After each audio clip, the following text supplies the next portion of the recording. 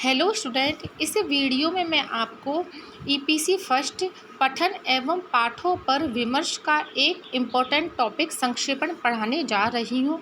तो चलिए शुरू करते हैं। संक्षेपण एक स्वतः पूर्ण रचना है। उसे पढ़ लेने के बाद मूल संदर्भ को पढ़ने की आवश्यकता नहीं रह जाती।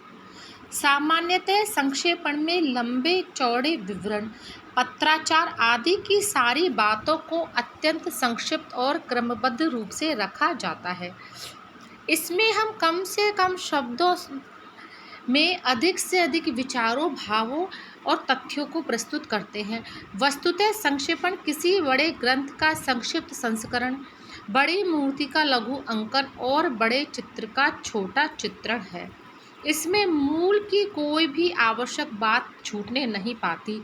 अनावश्यक बातें छांटकर निकाल दी जाती है और मूल बातें रख ली जाती है। अब देखते हैं आगे संक्षेपण की परिभाषा। किसी विस्तृत विवरण, सविस्तार व्याख्या, वक्तव्य, पत्र व्यवहार या लेख के तथ्यों और निर्देशों के ऐसे संयोजन को संक्षेपण कहते हैं जिसमें अप्रासंगिक, संबद्ध, पुनरावृत्त, अनावश्यक बातों का त्याग और सभी अनिवार्य, उपयोगी तथा मूल तथ्यों का प्रवाहपूर्ण संक्षिप्त संकलन हो। आगे देखते हैं हम संक्षेपण के गुण। एक अच्छे संक्षेपण में निम्नलिखित गुण होने चाहिए। फर्स्ट है संक्षिप्तता। संक्षिप्तता संक्षेपण का एक प्रधान गुण है।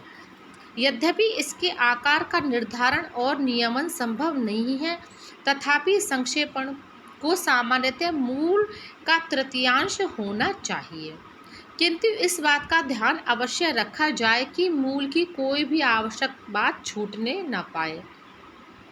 अब दूसरी परिभाषा देखते हैं, दूसरा गुण देखते हैं हम, पूर्णता। संक्षेपण स्वतः पूर्ण होना चाहिए। संक्षेपण करते समय इस बात का ध्यान रखना चाहिए कि उसमें कहीं कोई महत्वपूर्ण बात छूट तो नहीं गई।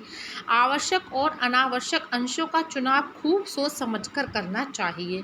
संक्षेपण में उतनी ही बातें लिखी जाए जो मूल अवतरण या संदर्भ में हो। मूल में जिस विषय या विचार पर जितना जोर दिया गया है उसे उसी अनुपात में संक्षिप्त रूप में लिखा जाना चाहिए। तीसरा गुण है शुद्धता। संक्षेपण में भाव और भाषा की शुद्धता होनी चाहिए। शुद्धता से हमारा मतलब यह है कि संक्षेपण में ही तथ्य तथा विषय लिखे जाए जो मूल संदर्भ में हो। इसमें मूल के आशय को विकृत या परिवर्तित करने का अधिकार नहीं होता, न अपनी ओर से किसी तरह की टीका टिप्पणी होनी चाहिए। अब अगला गुण देखते हैं, भाषा की सरलता। संक्षेपण के लिए यह बहुत जरूरी है कि उसकी भाषा सरल और परिष्कृत हो। क्लिष्ट और समास बहुल भाषा का प्रयोग नहीं होना चाहिए। जो कुछ लिखा जाए वह साफ साफ हो। उसमें किसी तरह का चमत्कार या घुमाव फिराव लाने की कोशिश न की जाए। अब आगे देखते हैं संक्षेपण के नियम। संक्षेपण में मुख्य नियम निम्न है। फर्स्ट है, मूल संदर्भ को ध्यान पूर्वक पढ़ें। जब तक उसका संपूर्ण भावार्थ स्पष्ट न हो जाए तब तक संक्षेपण लिखना आरंभ नहीं करना चाहिए। दूसरा नियम है, मूल के भावार्थ को समझ लेने के बाद आवश्यक शब्दों, वाक्यों अथवा वाक्य खंडों को रेखांकित करें जिनका मूल विषय से सीधा संबंध हो।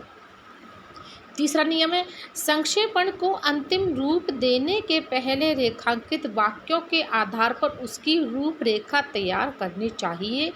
फिर उसमें उचित और आवश्यक संशोधन करना चाहिए। यहाँ एक बात यह ध्यान रखने की है कि मूल संदर्भ के विचारों की क्रम व्यवस्था में आवश्यक परिवर्तन किया जा सकता है। यह कोई आवश्यक नहीं है कि जिस क्रम में मूल लिखा गया है उसी क्रम में संक्षेपण भी लिखा जाए। चौथा नियम है, संक्षेपण मूल संदर्भ का संक्षिप्त रूप है, इसलिए इस बात का ध्यान रखना चाहिए कि इसमें अपनी ओर से किसी तरह की टीका टिप्पणी अथवा आलोचना प्रत्यालोचना न हो। पांचवा नियम है, रूपरेखा को अंतिम रूप देने के पहले उसे एक दो बार ध्यान से पढ़ना चाहिए ताकि कोई भी आवश्यक विचार छूटने न पाए। जहाँ तक संभव हो वह अत्यंत संक्षिप्त हो। सामान्यतः उसे मूल संदर्भ का 1/3 होना चाहिए। अगला नियम है, अंत में संक्षेपण को व्याकरण के नियमों के अनुसार एक क्रम में लिखना चाहिए। तो ये हो गया संक्षेपण के बारे में। Thank you.